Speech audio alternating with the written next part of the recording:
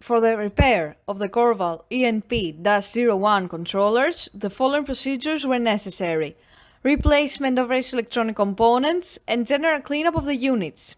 For testing, we add a 140-volt AC power supply, a multimeter in order to measure the milliamp output, and a milliamp input signal.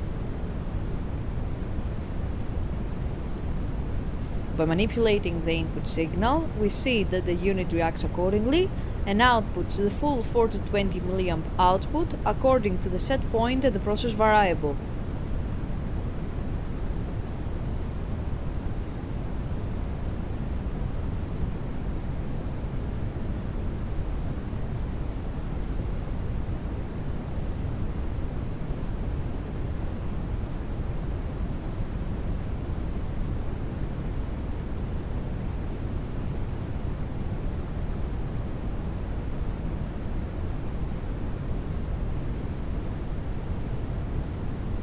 The same process is repeated for the second controller.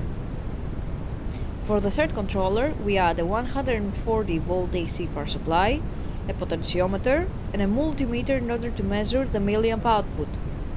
By manipulating the potentiometer, we see that the unit reacts and outputs the full 420 milliamp according to the set point and the process variable.